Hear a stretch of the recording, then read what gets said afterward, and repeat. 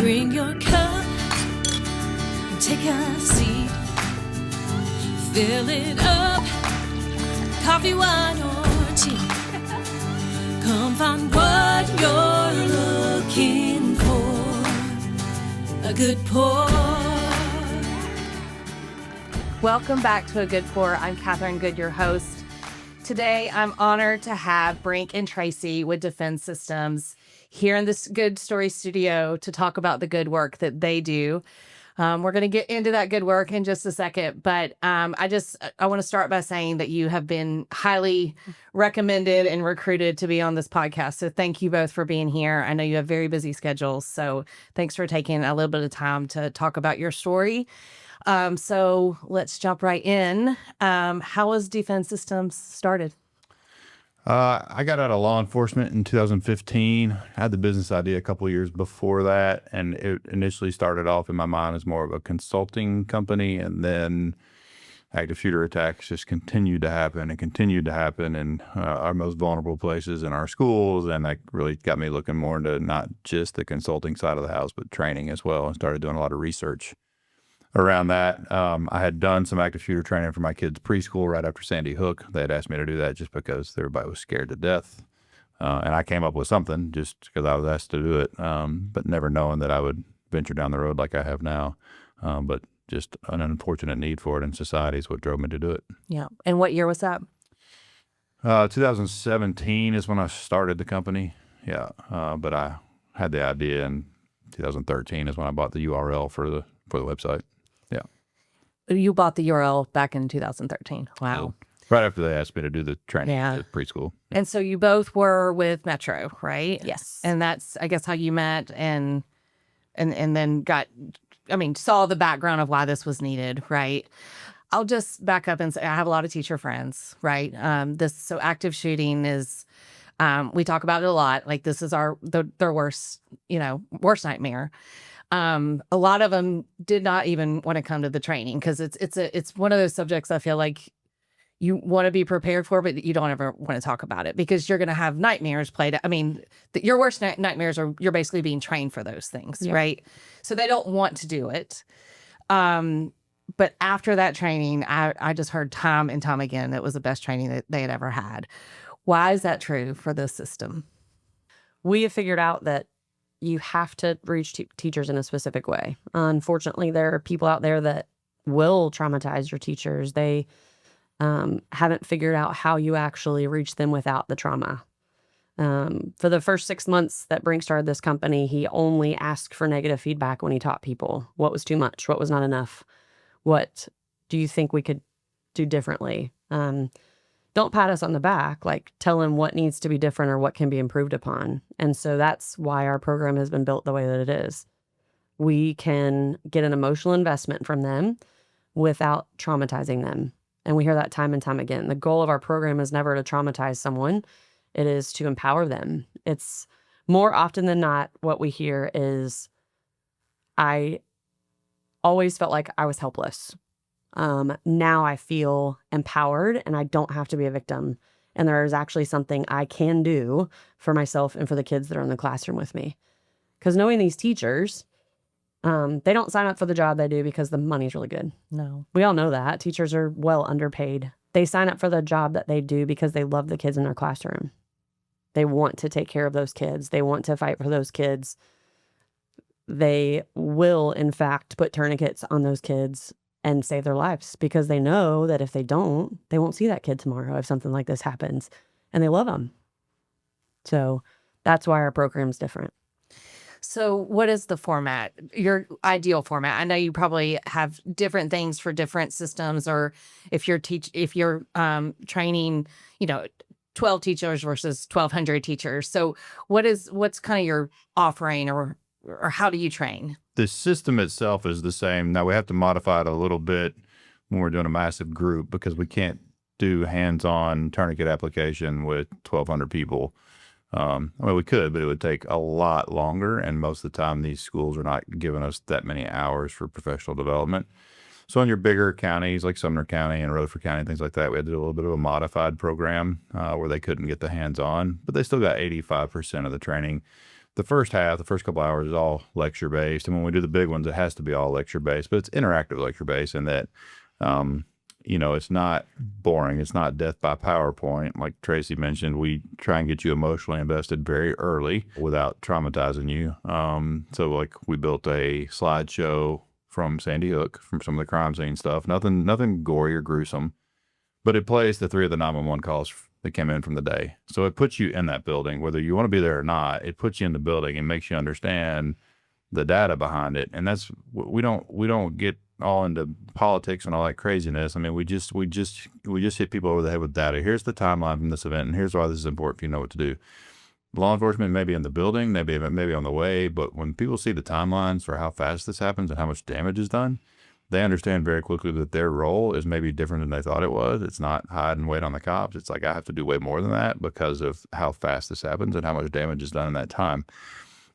But as far as the curriculum itself goes, we don't really change it. I mean, it doesn't matter if we're teaching a school or a church or a corporation. It's the same curriculum. We said we have to modify it for bigger groups, and they get less, or they don't get any of the hands-on, but they still get the medical. She definitely leads that side of the house, being an EMT and medic, and first female on the SWAT team in Nashville, by the way, as well. Awesome. So, she brings a lot to the table. And when we have to do medical for, 2,600 people at a mega church, we do a lot with AV in that, and we have cameras up close where they can see what we're doing to make sure that, we're not asking somebody that's in the nosebleed section to watch us wound pack from 100 yards away. It's just not practical. So we take a lot of pride in the experience of the person sitting in the chair in front of us. My dad asked me when I started this company, what was the most important thing I was getting ready to do? And what I came up with was the experience of the person sitting in the chair in front of me, because that's going to dictate what they leave with. That's going to dictate what they recall a year from now under stress and what they can do. So everything we do is geared around that person sitting in front of us. So do you think it is that emotional connection that allows them to remember it? I mean, because you sit in trainings and like maybe you want to leave for the first, I don't know, 5 hours and be like, I want to put this into place. And then it kind of sits on a shelf or goes out the window. So is it that not that I love what you're saying, but I can relate to that. You're sitting there listening to 911 calls and how all of a sudden it's your classroom. You can imagine it happening in your classroom.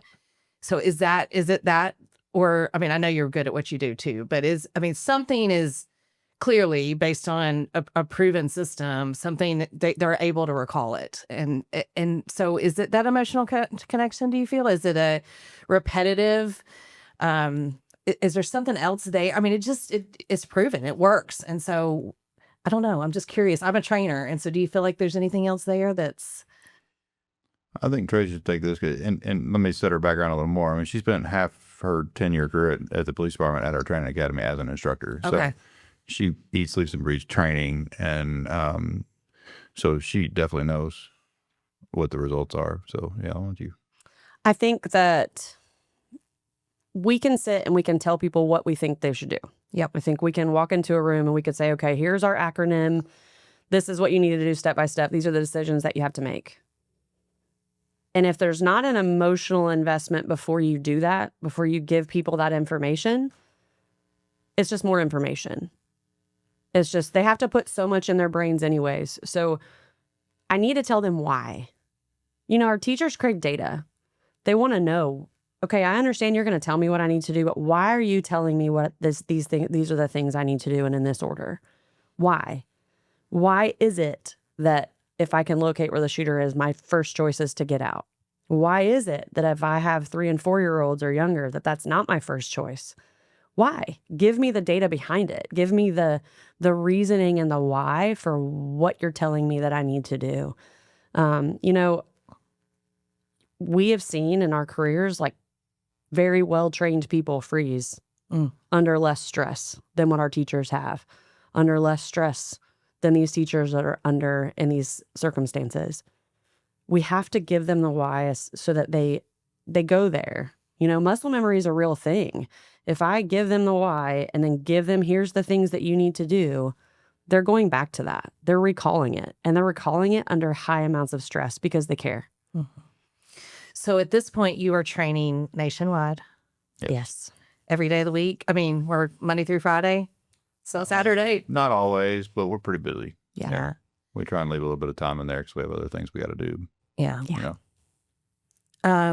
And then I'm guessing when there is an active shooter situation that the calls pick up. Yes. Yes, sadly, but yeah, maybe that's the nature of what we do. We talk about the sting wears off, right? Like when events happen, like it does, because we're stung with bad news all day, every day. And, you know, Uvalde is a great example. You know, we got bombarded with emails and phone calls after Uvalde, but it was the last day of school, you know, and it was in the end of May. And so by the time summer break ran, you know, that less than 20% of those schools ended up booking training just because the sting had worn off. And then Covenant happened, and every single one of them picked the phone back up and booked training. And that's sad. It's inexcusable in my mind that we have to, but anybody that's been in law enforcement or military understands that we don't get meaningful change in either one of those arenas until somebody dies. And that's garbage. That's reality. I don't love it, but it's true. And it's the same thing here. I think more organizations, not just schools, are waking up to the fact that they know there is something they can do for their personnel besides just pray and wait for the cops to get there. And so they're starting to wake up to that and understanding that maybe they have a responsibility to provide some sort of additional training to their people, knowing that this is a problem in society. I mean, you're probably more likely to get struck by lightning, but okay, do you know to go inside when it's storming outside? Well, of course you do. I mean, it's the same. Very good analogy. Same thing. So we don't fearmonger. It's not what we do. And I think if you get a lot of teacher friends that have been through it, they would agree with that. We don't fearmonger. We just say that these are some events that have happened. These are some little things that could have made a drastic difference, and here's how fast it happened. And when they hear that and see that, their mind is just blown. But it's not that. It's just lack of education for most people, and we just come in and educate them. And when we do, in that first hour or so, and give the historical, like Tracey said, it's so important to tell them the why. If we just came in and started with "this is what you do," they're not going to listen to you. Mm-hmm. Here's some things that have happened. Here's some things that could have made a difference. So by the time we get to the why, they're sitting there going, tell me what to do. Yep. You have my attention. I'm not traumatized. You have my attention, though. Talk to me about what to do. Because they can make they can be the change, right? Yes. Oh, they are the change. Yeah. I feel just in talking to you that as a society, we are vastly unprepared and untrained. And so, I mean, you're going into, it sounds like churches, corporations, schools, of course. What can anyone know without going through a 4-hour training? Like, how can all of us be more prepared? I want everyone to go through your 4-hour training.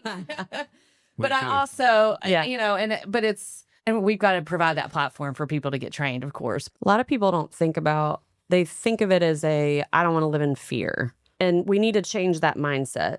You know, there's a difference in living in fear and being prepared for the things that may happen. There are really simple things that I can do with my kids going to the mall or the grocery store that make me prepared. That doesn't make me a scaredy cat. It makes me say, okay, if something bad were to happen here, where is my other exit?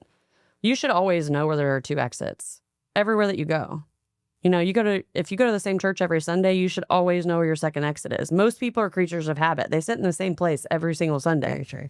So where's your second exit from that seat? Don't think about, okay, I came in there, that's where I'm going to go out. What if bad guy comes in there? It takes 20 seconds. It takes 20 seconds for me to walk into the grocery store if I have my kids with me and to say, okay, we came in that door, where's my other exit? 20 seconds. Are you actively having that conversation with your kids when you walk in the grocery store? Or is it just a mental? No, I mean, for me, I have 2 4-year-olds, so that would not do any good with them. But I have a 15-year-old son. You know, he knows. My boy knows, like, hey, you need to know where an exit is. We have been on walks before and we're silly and we sometimes walk in the dark. I'm like, hey, if something happens, this is what you do and this is what I do. Why not prepare them? You know, like, you know what your kid can handle. You know what your kid can do. And my boy knows how to put a tourniquet on himself. Wow. If something happens at his school, he knows how to save his own life at 15. Mm-hmm. Like, why are we not preparing them for those kind of things? Like tourniquet application, that's a life skill. Knowing how to keep blood in your body, that's a life skill. You're more likely to do that on a car crash than one of these types of events. But why don't you know that skill? Why doesn't everybody have that skill? Mm-hmm. And why are we acting like people are incapable of doing it? It's not hard. Let's just teach them. Mm-hmm. Man. I also don't know how to change a tire. So. Not it's life or death altering. No, maybe. No, I know that's very true, but it's one of those things like, you know, when we were growing up, you learned how to balance a checkbook. Yep. You learned how to. Oh, I never got that. Well, I got the tire, not the checkbook. I did learn how. If my dad is listening, I did learn how to change the tire. I just don't remember. God, I needed that emotional connection, I guess.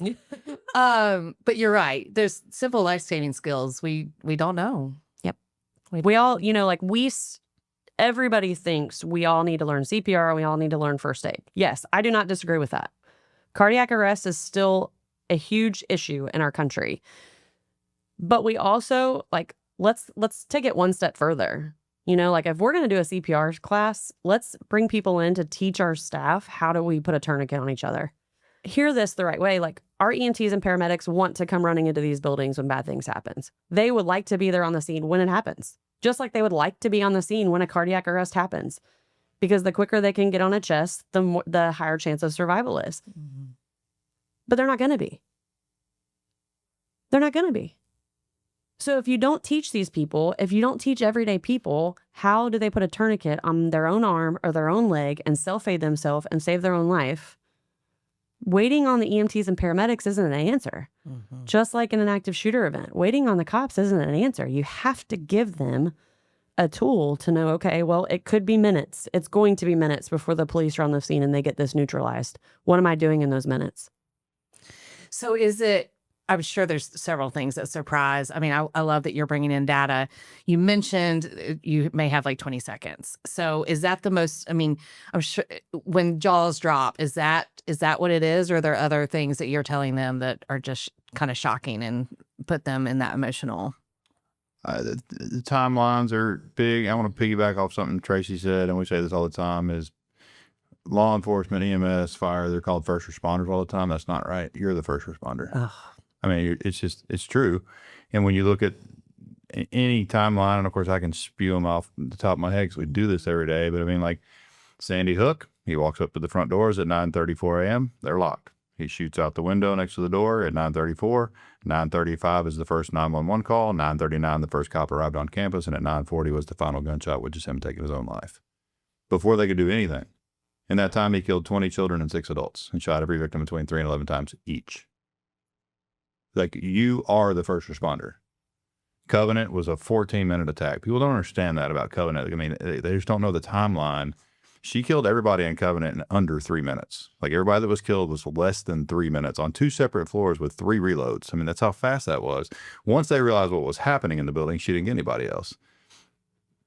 Those I mean, it was the teachers versus the gunmen for 14 minutes. You are the first responder. Like, you have to know certain things. And we're not trying to turn you into a ninja, but you have to know certain things that are easy to remember. So they have to be delivered a certain way and memorable and all those things. So we use a variety of techniques in teaching, right? I mean, there's 3 kinds of learners, right? Tactile, audible, and visual. So we hit on a little bit of all that. So you can kind of hit all your learners.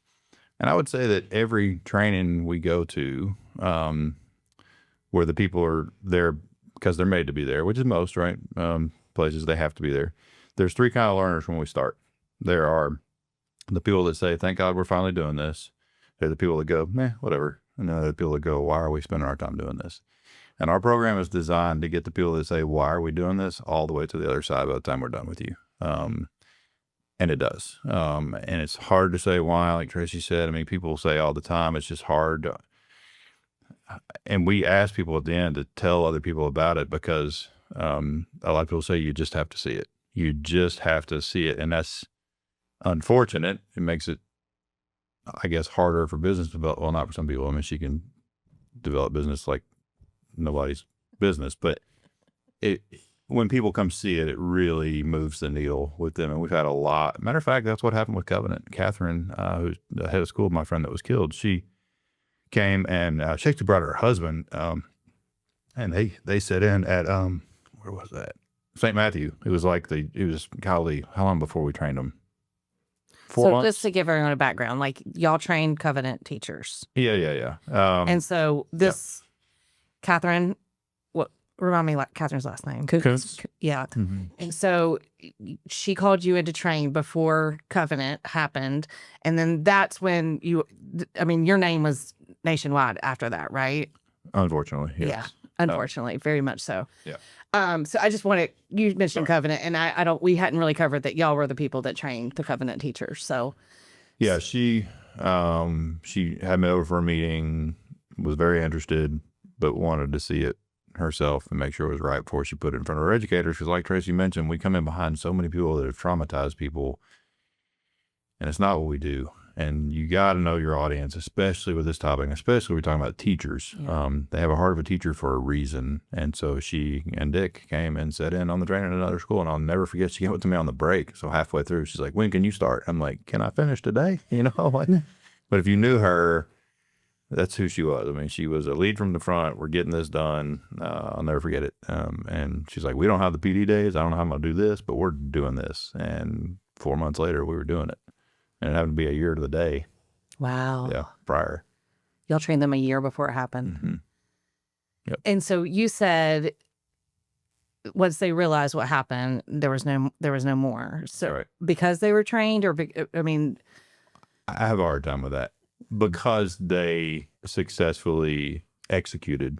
yeah, People give a lot of credit to training, and I don't disagree. You have to have training but those teachers are a remarkable group of people. Like she mentioned, like we've seen cops freeze under less stress than they were put under, like, and they crushed it. I mean, for 14 minutes total, it was them versus that gunman. But once they realized what was happening and they knew it was them versus a gunman, it was 11 minutes and she got nobody. yeah. Full run of that school.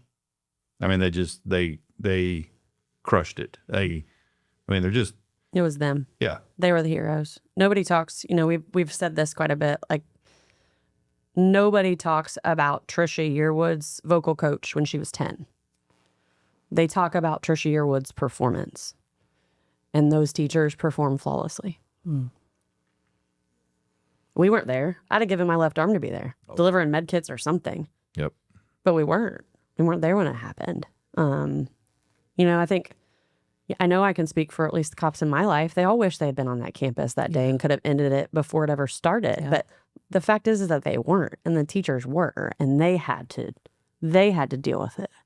Is there a sector of our population that you feel like, that are not being trained that need this quickly? Oh, I think everybody needs. Well, and I'm a little bit biased. Yeah. Or, do you feel like the right people are calling, or is there a population that you just went, I wish we would get all these people trained? Does that make sense? Like, I want every school. Since coming on with this company, and our mission has always been important. It's never been more important in a post-covenant world. Every school that I talk to, every person that I speak to, every corporation or organization or any of the people that reach out to us, they talk to me. If you email our company, you're talking to me. If you call the company, you're getting a call back from me.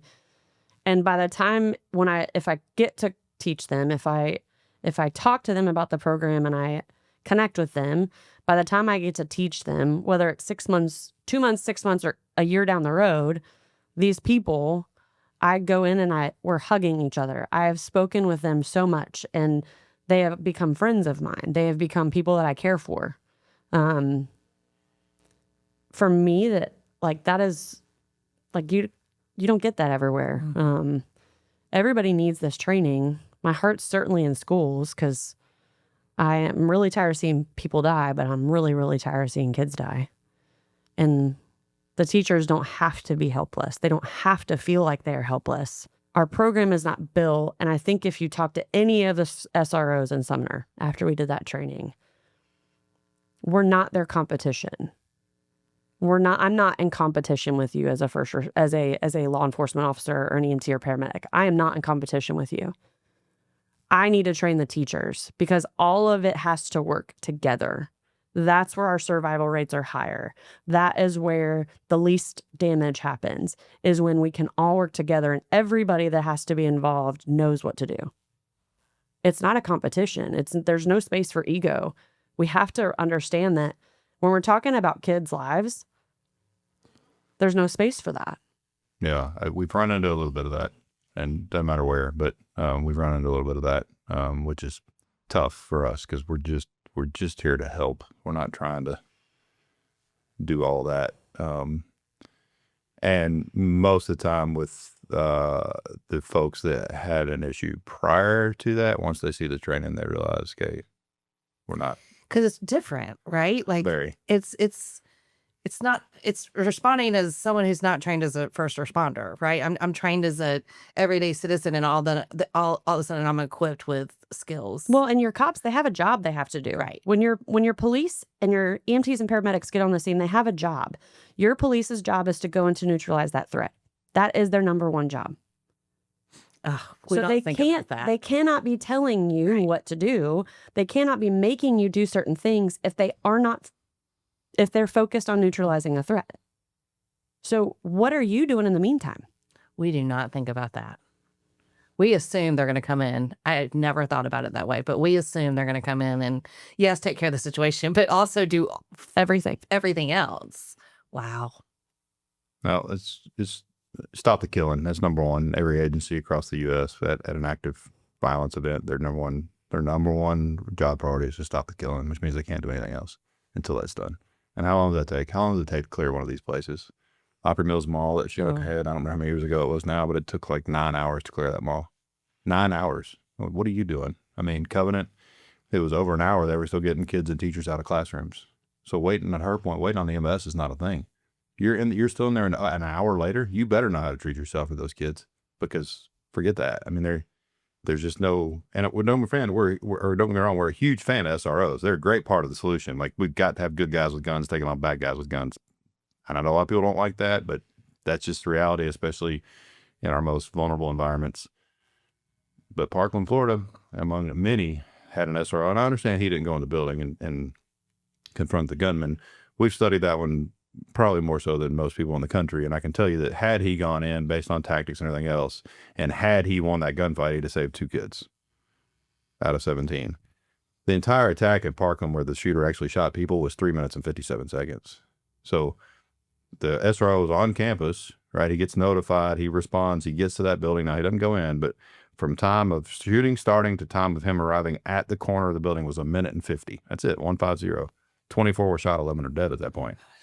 So, okay, they're a great part of the solution. They're not the solution, and that's where people get lost a lot in this. And to her point earlier, I won't tell the whole story, but teachers will put tourniquets on kids, and there have been some law enforcement personnel in the past who have looked at her and been like, you really think a teacher's going to put a tourniquet on a kid? Like, what's wrong with you? And she almost came unglued and killed him. Thankfully. No, I did not. I turned purple. Okay. It took everything in me not to dive across the table. Another conversation, unfortunately. It was a rough one. But there can be a disconnect sometimes there. And again, it goes back to knowing your audience. You got to know your audience with this stuff. I mean, can this be part of teacher curriculum and when they're going through school? I mean, my daughter wants to be a teacher, and honestly, I'm ashamed to say I've spent minutes, every year I'm like, are you sure? Are you still sure? Are you sure? But at this point, I believe it's a calling, and she wants to do this, right? And it is the hardest career. But on top of that, we're not training them the way we should. Well, you got to think, and I said this to the teachers that have my little girls in the county. I said, I not only am asking you as their mom to make sure that they're smarter, they know the alphabet, they can count, they know colors. I want you to enrich them. I want you to make them smarter. But can you keep my kid alive if bad guy comes in that building? That's a lot to ask Too much of the people that are there to teach and enrich our children. But you know what? They would much rather have the skills to do it so that they don't feel helpless and they know that they can. They want them. Yeah. They want to know. Like, the more often than not you talk to a teacher and they're like, I need to know. Like, I don't get anything. I have no training. I know nothing. Like just yesterday, I get a call from, my son is not here. He's in Missouri. And we get a call that there's a pretty credible threat in the school district with them where our family goes. And we're not taking it seriously. How do we not take it seriously? How do we not? How is it that you go to a principal and they say, oh, we've got it taken care of. We've got a couple extra cops on the campus and we know what's going on. We're good. Well, if your people aren't trained in the building, you're not good. If they don't know what to do in the building, you're not good. And that's not a knock on you. It's a, hey, let's open our eyes and realize that we hadn't lost a kid in a school fire in over 70 years because we did something about it. We continue to lose kids to this problem every week. And we're not doing anything about it as a nation. So over 80% of school attacks are conducted by a current or former staff or student, and 90% of the 80 are students. So when a school shooting happens, everybody focuses on physical security. We're all adding the security window film, and we're adding more cameras, and we're putting more locks on doors, and all that's great. Physical security is great.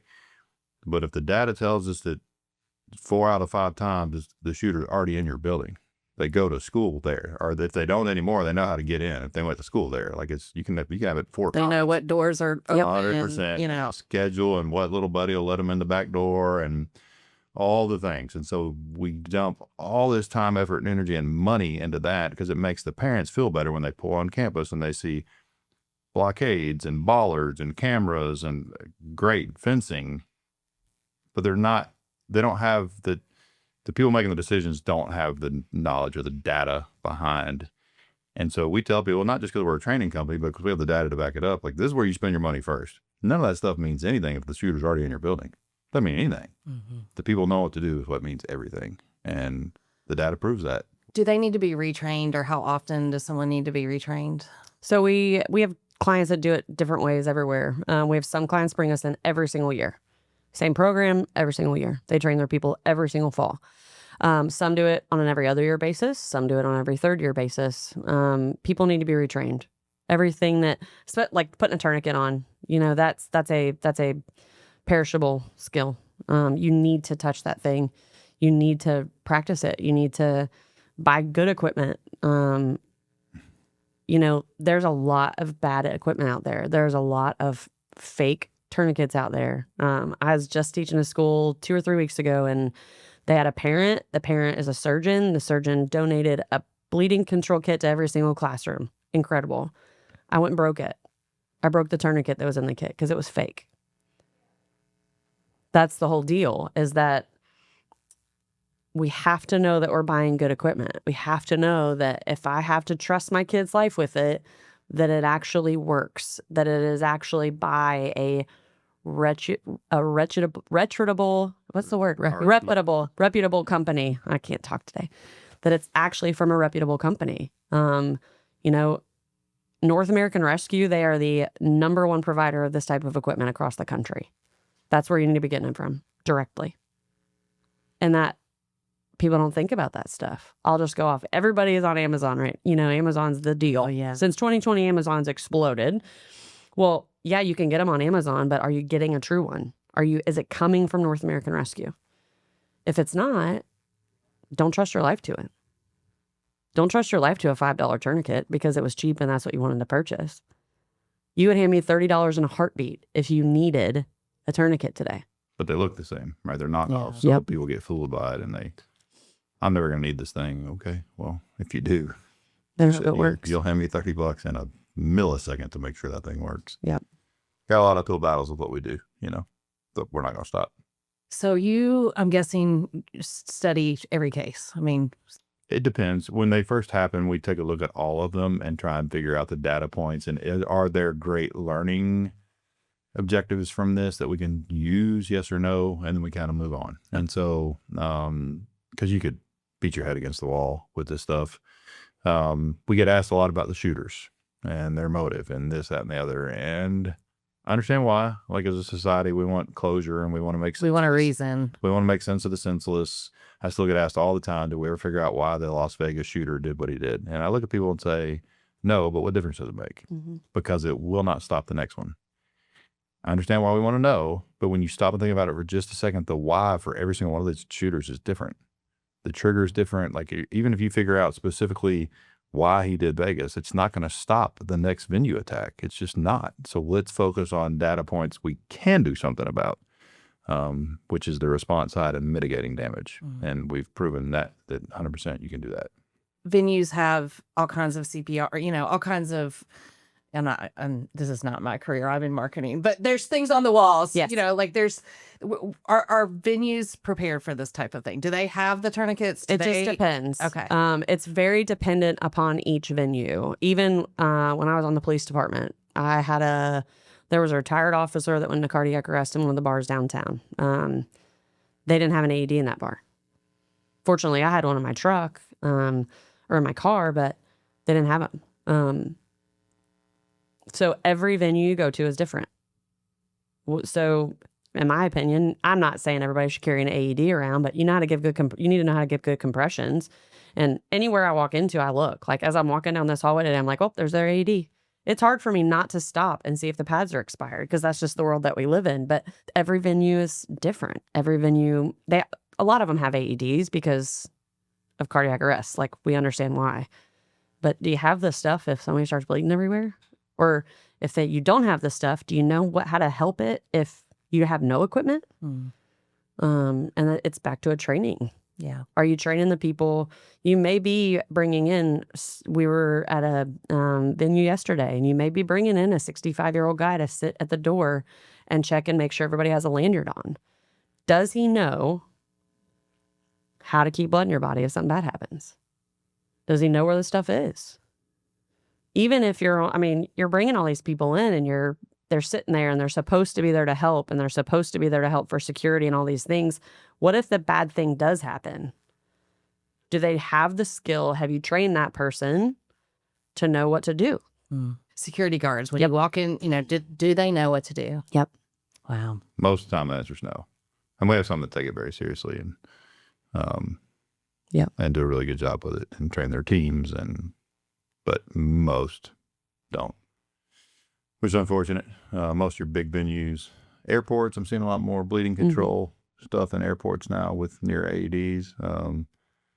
But a lot of times we'll see like one bleeding control kit with an AED in like this massive venue, so you may have 4 bleeding control kits for an arena that seats 8,000 people, probably need a little bit more than that. I'm not saying one for every person, but some people are just looking to check the box too. And that's another thing we run into with training is some people know, okay, there's something we can do. And if we don't, we're probably looking at some liability. So, but we only got an hour. So we're going to do this because it's an hour. We check the box. They can do it online and we're good. And those, we call them check the box, right? They don't actually care a whole lot about what's being delivered to their people. They just want, as an organization, to say we did something so we can cover ourselves. That's not the client for us. I mean, we're not check the box. Like Tracey got her shirt on today. The back of it says empowering you to save lives, including your own. That is our company tagline. That is everything we live by. Because like she mentioned, every cop in North America worth their, would give their right arm to be at Covenant on March 27th, but we're not going to be, you're going to be. So if we can empower you with knowledge to help yourself while the good guys are on their way, that's where we focus. Because again, that's what the data tells us. And the great thing about data is it doesn't lie and it doesn't get opinionated. It is what it is. And we need to be looking a lot more at that as a society, and get away from all the divisiveness and just understand we have problems and there's things we can do to mitigate those problems. Anything else you want people to know? As a mama, ask hard questions. If your spidey senses go off and you think something's off, then you need to tell somebody you think something's off. If you don't think that your kid's school is doing the right thing, then talk to them about it and start asking hard questions. If it comes down to a funding, then start the fundraiser. Be the one that starts it. Be the one that raises the money. Be the one that says, okay, we're going to raise this money and this is what we're going to do for these teachers because it's too important. We can't be mad at anybody else if we don't at some point take some responsibility and take some ownership of what's happening when our kids are involved. So let's take some ownership. Let's say, okay, yeah, maybe that's that window film would have been great on that building, but you know what? What the data actually says is that's not where we should spend the money. We should spend it here instead. Have those hard conversations. Educate yourself. Figure out how you learn these things. How do we change the narrative so when after something happens, it's not It's not about the person or the weapon. It's about, okay, how do we get trained? Like, how do we do this? I think data, I mean, again, all we know to do is keep screaming it from the rooftops. But like, no matter where you sit, whether politically or whatever, like, all we know to do is keep beating you over the head with data. And no matter where your opinion is on guns and mental health and all that other stuff, when you're done with our training, it doesn't, none of that matters. And you understand that none of that matters at the end, whether you really want it to or not. It doesn't matter. Like, it doesn't. So, you know, I think the more people that hear the right message, you know, and obviously we're a little one-sided because it's our message, but you know, you can't really argue with data, facts, research, timelines. Like, they don't change. Like, those are just the facts from these events that, and when you learn that there's little things that could have made a big difference, and we're not doing those little things, it gets frustrating, you know? I mean, Columbine was 26 years ago in April, you know? It's like, what are we doing? We've had over a quarter of a century to like work on this, and like, what are we doing, you know? But again, the sting wears off, you know? So I think we've just got to get more people exposed to it. And I don't know if we said this during the recording or beforehand, but we'd love for you to come sit in on one if you want. I mean, just come see it, see why it's different. Won't cost you a dime. Just come sit in and, you know, see what we put out there and why we put it out there the way we do. And see if it's something that, you know, you take away from there feeling different. I mean, that's usually the feedback. Well, I feel different already just by sitting in the room with you. So I know I would, but I mean, you bring up lots of good, I mean, the fire thing, I think that's like, I learned stop, drop, and roll from as early as I can remember. There's got to be something, you know, that is I remember going to bed at night as a kid and being really worried because they almost had like, they made it be that my house is going to burn down and how am I getting out of here? Mom, I don't have a ladder on my window. How am I getting out of here? Mom, what if the house got, you know, I remember that. I remember that as a kid. There is no building in this country that is going to burn down in less than 3 minutes. Let's focus on where the actual differences are made. Yeah. Let's focus on, I get it that fire codes are necessary. That's why we have that type of success rate. But we need to start thinking outside of the box and understanding that that's not our biggest fear right now.